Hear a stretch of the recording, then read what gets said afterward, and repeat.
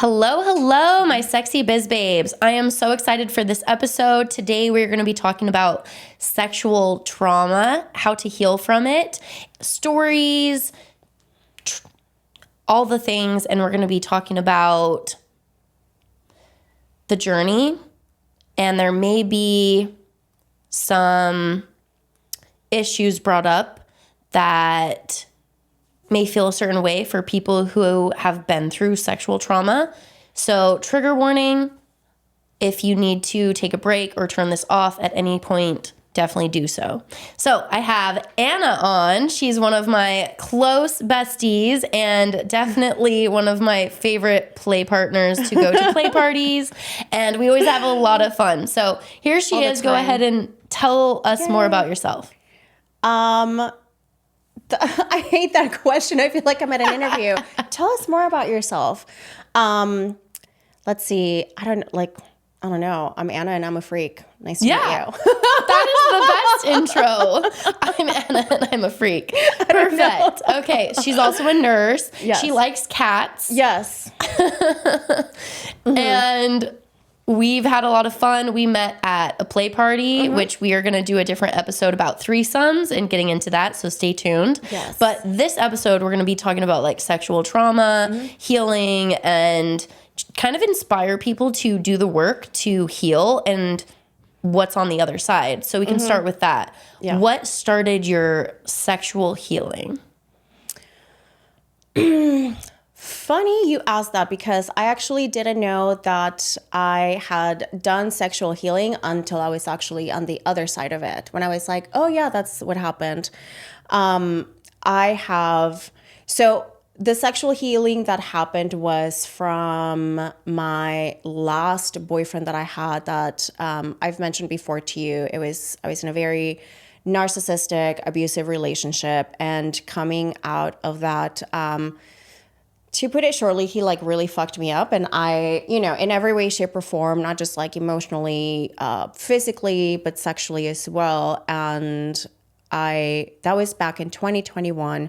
2022, I thought I was healing from that relationship. But I was definitely just self-destructing. And I did ayahuasca last year in March, and what happened during those, that journey and that ceremony, coming out of it, I realized like, oh shit, I didn't realize that all that was hidden inside. So that's how it happened. I didn't know that I needed it until it actually happened. Yeah. What came up on your ayahuasca journey? So, oh my gosh, this might be like TMI, but Give it to us. Let's go there. So while I was going through some of the, some of the journey, a lot of times through ayahuasca, like you purge by puking or by, shitting your pants. And, I did all that. In addition to that, one of the things that happened for me, I purged from my lady parts. I had like a lot of funky discharge coming out and some like really nasty things. And when I talked about it to one of the facilitators after, because obviously like I was not expecting that, I was aware when it happened and I thought I had peed myself. And then like when that thing was over and I went to the bathroom and I saw, and I asked, like, I told her about it because I was very confused. She was like, she told me, she's like, oh, did you by any chance have been through some sexual abuse or rape or anything of that nature? And, I kind of told her a little bit about my history. And she's like, yeah, that was basically like your body getting rid of it. So. Yeah, that gave me chills. This is what we are meant to talk about. So what was some of that trauma that you had to heal from?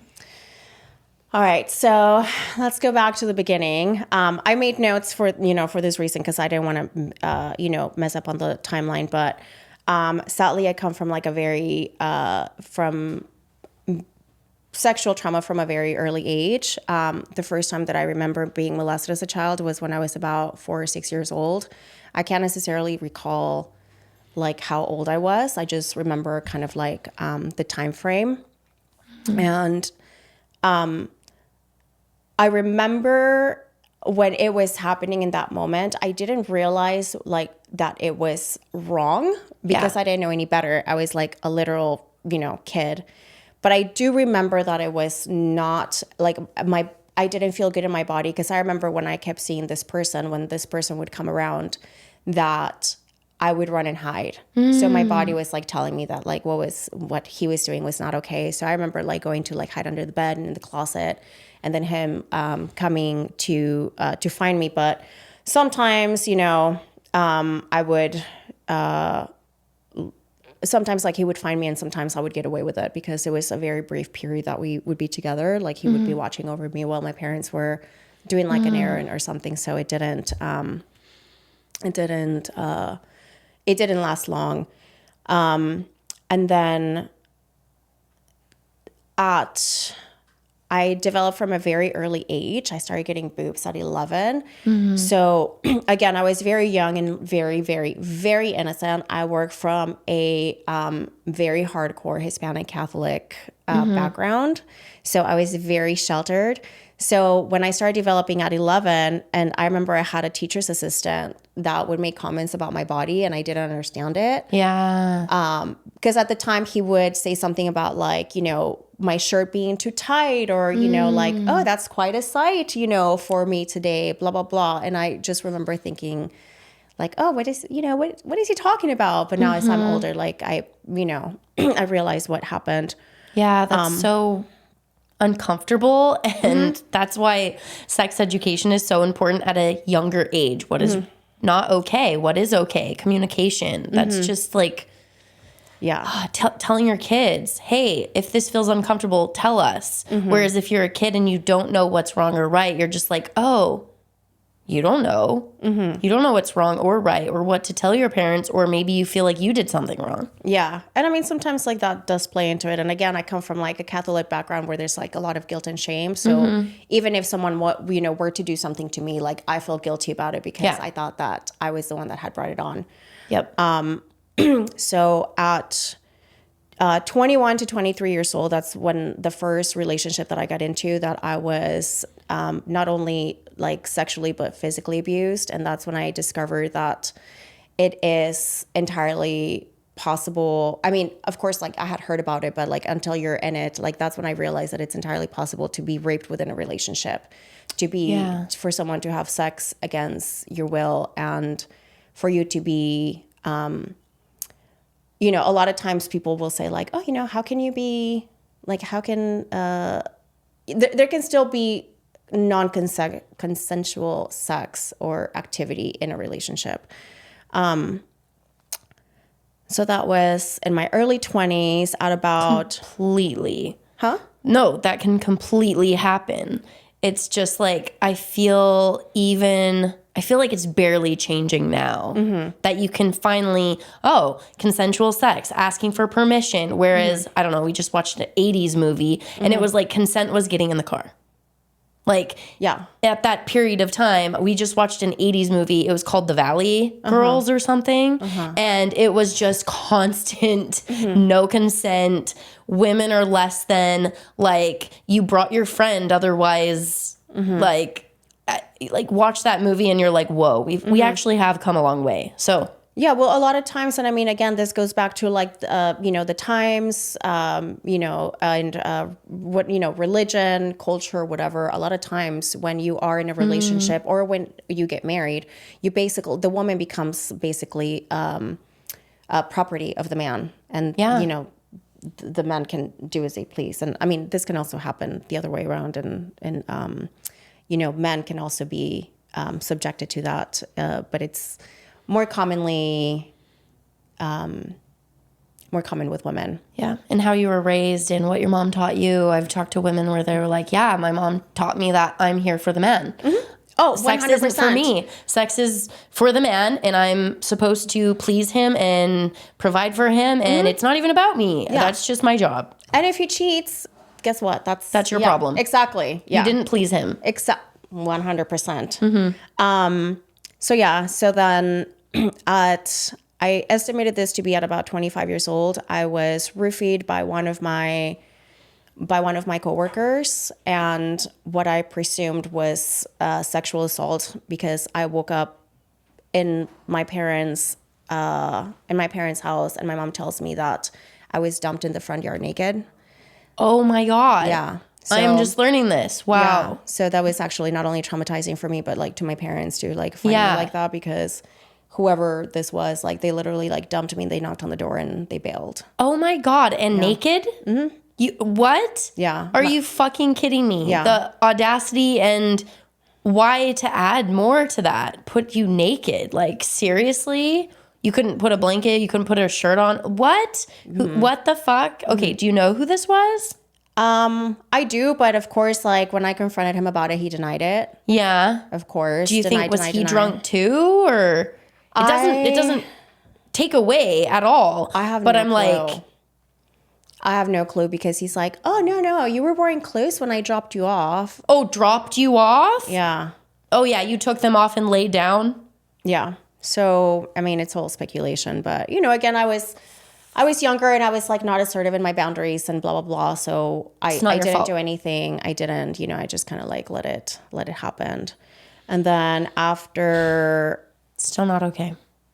in my early, and this actually happened in a non-monogamous relationship, but I had a guy that he was new to the lifestyle, but he just did a lot of things without asking. And ultimately, the last time that I saw him, he basically forced himself on me to have sex when I told him no repeatedly. And I actually got to confront him after because it turns out that he became friends with one of my friends. And when I told her about it, she put us on a 3-way call, and he's like, oh, I thought you were just playing hard to get. Oh my goodness. When I kept saying like, no, like I'm not gonna blah, blah, blah. And I'm like, interesting. So you pinning me down like forcefully to, you know, have sex with me, you didn't think that was, you know, that was wrong. And he's like, no, I thought you liked it. That's where it's in society, you know, like, what is that, Baby It's Cold Outside? And all these shows where they say no. There's like was just Gone with the Wind it. and all these things. It's like programmed in their mind that we're like playing a game. I'm glad it's changing a lot now. And there is a thing of consensual non-consent, but you agreed to it beforehand. Yes, exactly. So unless you agreed to it beforehand, take the no as a fucking no. And women, just a side note, I want you to start saying no with power coming from your core. Not no, not look away. Like, I've been to a point where they think maybe I'm joking or they're not taking me serious. I'm like, no. Yeah, you literally have to stop and be like, no. Like, no means no. Like, this is ending. Yeah. And it may be uncomfortable. You can start with your nice nose if you want to. You can start with saying no if you don't want a soda, if you don't want to take someone for I was going to say a ride, but I meant like to carpool or something. Yeah. So start with little no's to get easier, so it will get easier. Yeah. But also use that power in your voice and start practicing your no, even right now. Say fucking no. Like, say no. No. Right now. Take a pause on this video. And to the fucking O. Yes. Yeah. And that, you know, unfortunately, that happens. A lot of people that are not very like assertive and just like everyday things, like when, again, it's like, hey, can I have a ride? And like, you know that you're going the opposite direction. Yeah. And they're like, okay, even if it's inconvenient. It's like, no, like, it's okay to say no and whatever. But, you know, again, even in this case, you know, we were in like this like non-monogamous space, and he basically thought, you know, that I was, he thought that it was like kind of like I was playing hard to get, and I was, you know, it was kind of like almost like a scene. And I was like, dude, we didn't even fucking discuss it. Like, why would you even think that? It's not okay. Yeah. It's not okay. You said no multiple times. Yeah. And even though he was like new to the lifestyle, like that's not, you know, no means no, period. Yes. Like no is a complete sentence. That's my, you know, that's what I always tell people.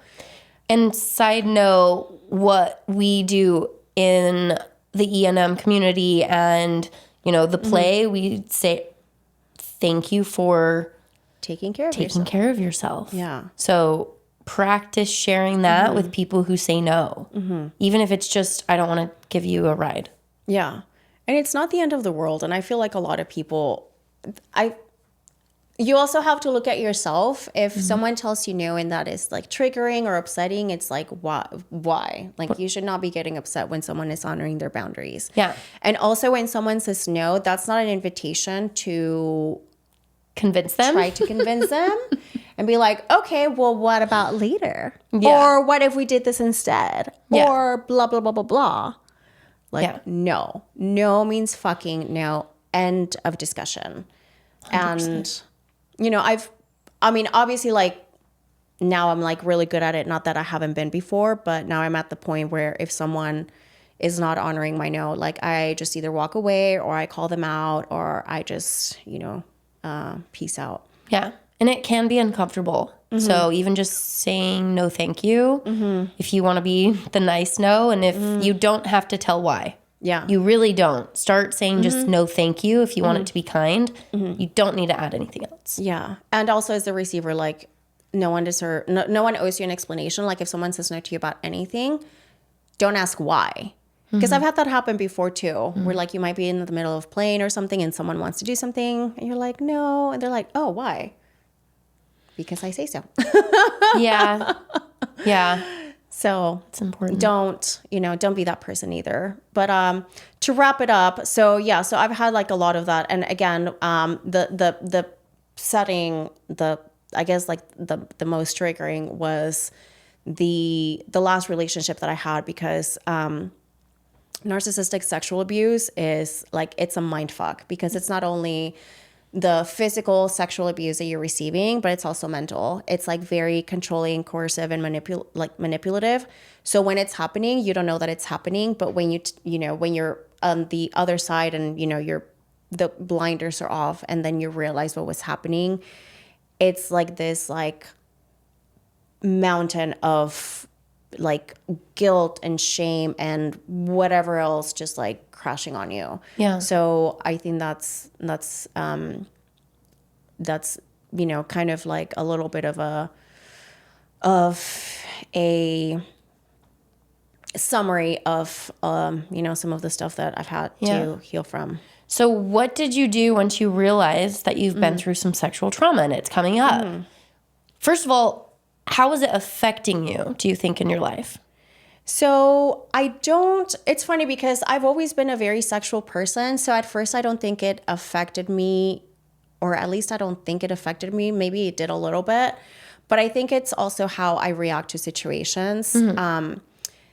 For example, one is like knowing how to ask for stuff, because I'll give you one example, and this might be a little extreme, but I remember one time, obviously, having been through like sexual assault and rape and whatnot, I went on a date with this person that I met on Field, and we ended up going back to his place. And obviously this person was very knowledgeable in what they were doing, but we had like a very, very hardcore scene, like consensual, non-consensual. Discuss beforehand. Yeah, This is like rape fantasy, but with consent. So you talk about it beforehand, and then you can play it out, and it's a scene, but there's consent beforehand. Correct. So that's the first time that I had actually done that, because it's not something that like I think that I fantasized about with my past. Okay.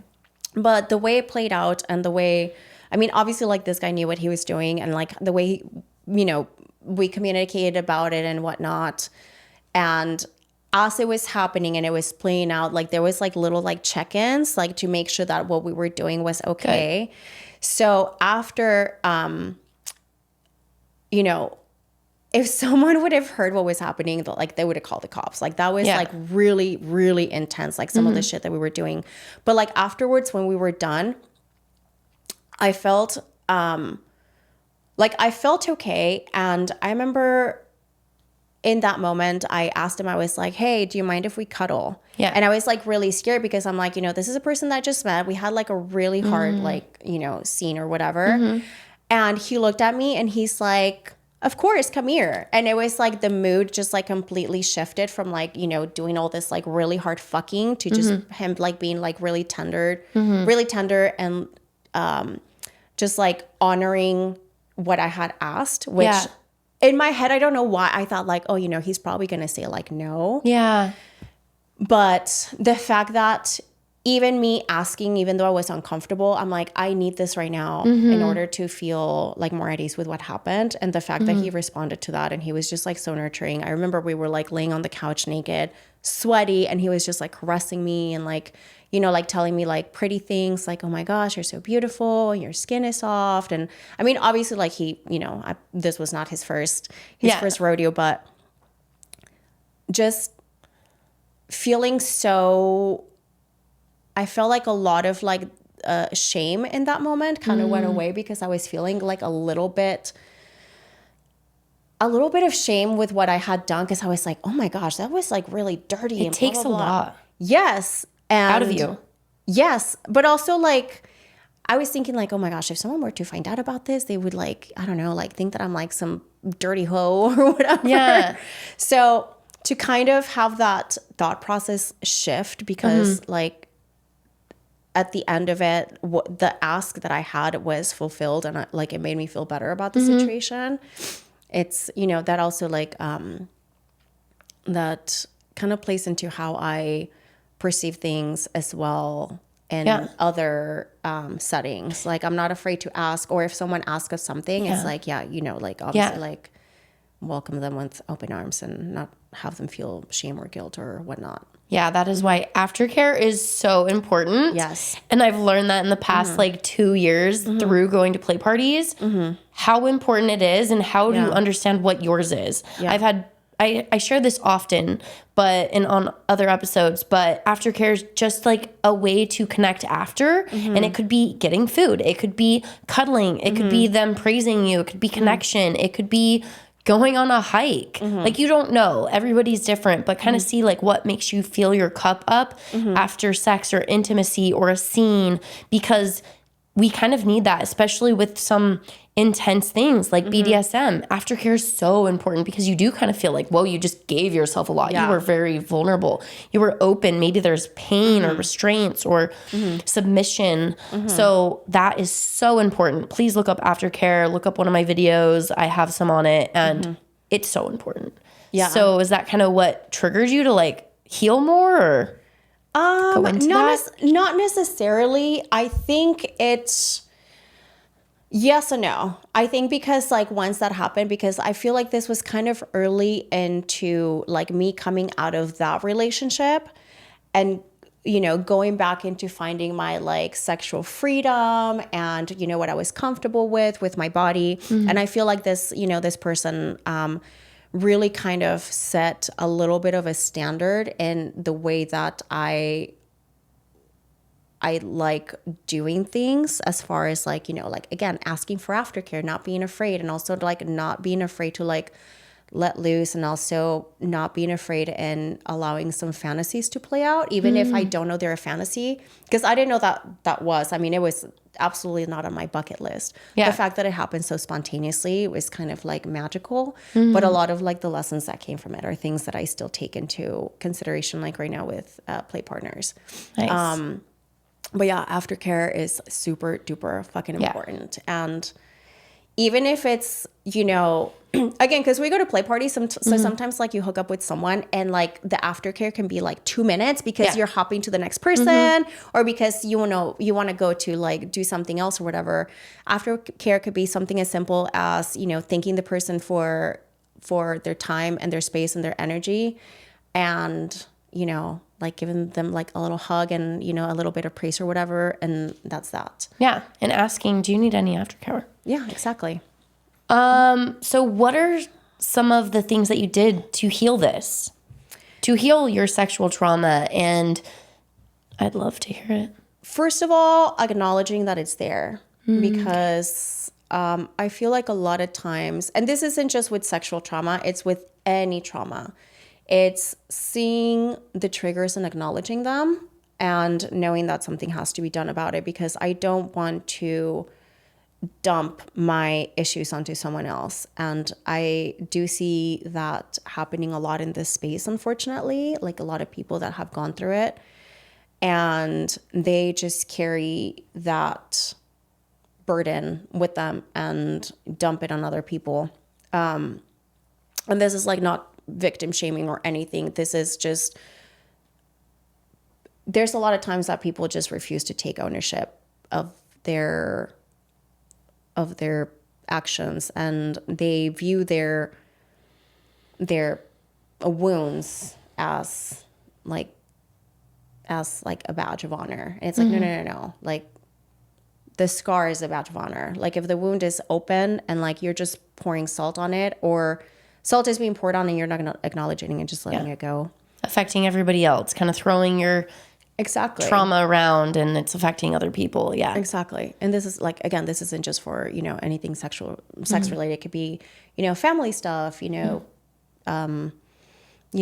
loss, whatever. It's acknowledging it first, and then, going from there. I mean, I've done everything. I've done, a lot of plant medicine. I've done trauma therapy. I've done therapy. I've read tons of books, podcasts, like just educated myself and really taking the time to heal. And that's another thing. If you do want to, I mean, this is just my personal opinion, but is really allowing the healing to sink in. Yeah, it takes time. Yes. It's not going to be a switch after you start therapy or even months into it, right? Yeah. Or even, I don't know, your plant ceremony. It probably took some integration and then doing and then shifting, right? Correct. But it's not just that. It's really doing the work. Like, for example, for myself, I told myself that I wasn't going to, basically I gave myself a year. Like, I gave myself a year to heal. To go through the process, to take everything in. I didn't date for a very long time before and after I did this. So it was also, kind of like allowing that to play out, because I didn't want to start patching things up like a Band-Aid, this happened, and then put a Band-Aid on it. And so I didn't date or have sex, for like a while. Yeah. That's happened to me before too. After I realized something was wrong, I was attracting the wrong people. I started feeling empty after relationships and sex. I started realizing I was dating fuckboys. Yeah. So I took 6 months. It was like around that time. I stopped dating. I stopped having sex. I started like focusing on myself, therapy, healing. I hired a coach, brought up a lot of my abandonment issues, and then like went from there, and it started shifting and started changing. And that was several years ago. So what are some of the podcasts, or what are some of the books? Let's start with books people can go check out right now. Gosh, of course, I can't think of one right now. I'm trying to think. I'm not quite Sexual sure. healing, I can add some, but attached is so helpful. But this is more for like attachment styles. But for me, that was like, whoa, I am not doing relationships right. I'm used to be anxious. So I would like punish, leave, run away, get super anxious and throw a lot of shit at them. So like reading that book helped me with my healing. Yeah. Well, a lot of the reading that I did wasn't necessarily focused on sexual trauma. It was on other things, like, for example, like anxiety or, like attachment styles, because some of it, it's, like, for example, let's say you are anxious that your partner is going to leave you. So you start, having sex with them, doing things that you don't want to do, but because you don't want to lose them, you're doing it. So and then you build resentment, and then it's like this cycle, or like you get too needy, and then you completely push them away. Yes, because nobody likes that graspy energy. Yeah, so it's not obvious. They were not necessarily like sex related. It was, how to deal with anxiety, how to deal with abandonment issues, how to deal with, some of it had to do with parent relationships, because obviously like that really plays into how, obviously like your upbringing shapes, who you become as an adult. So some of it had to do with, healing your inner child and that kind of stuff. So the stuff that I read and listened to wasn't necessarily in relation to that. It was just like kind of like an overall idea that translated into healing from sexual trauma as well. I love that. So it doesn't have to be sexual healing books. But you can check the links in the description. I have links on sexual healing and I have resources. And I think there's like 2 or 3 episodes. So go check it out. The links will be in the bio. And when I go home, I have like my stack of books. I have my little library, so I'll go through them and like I'll text you some and be like, oh yeah, this book was good. I just can't think of it at the top of my head right now. Because I'll add it in the show notes. Yeah. So no problem. All right. To close this episode, any other last words to maybe inspire someone to start doing the work to heal your sexuality? Like, what is good on the other side now that you've done the work? You've done the plant medicines, you've done therapy, all these things. Honestly, I think it was just like, it was a gift to myself. Like just, coming back to, who I am. I'm a very sexual person, and just kind of like gaining that freedom again. And I feel like everyone just owes them to themselves to be happy, and it is uncomfortable. And that's the thing that I always tell people, because sometimes when they talk about healing and whatnot, they're like, oh, I don't want to be I don't want to see my darkness. I'm like, no, you have to go through the darkness to get through the light. Yeah. Because that's what everyone is afraid of. People are afraid of the work because of how dark and lonely and uncomfortable it is. But, bring it up, heal, and you can move on and heal from it. And it can come up here and there. But I agree with that. But like once you get through it one time, like it gets easier. Like again, like practicing your no's. Like the first time, if you're not like a very assertive person, that first no will feel terrifying. But everything is practice. Like just, the more you say it, like the easier it becomes. Yes. So yeah, everything you want is on the other side of fear. So I 100% get through agree the with fear that. and Feel the fear and start doing it anyways. Yes. Awesome. Well, thank you so much. You're welcome. Thank you for having me. We've been talking about this forever. Yeah.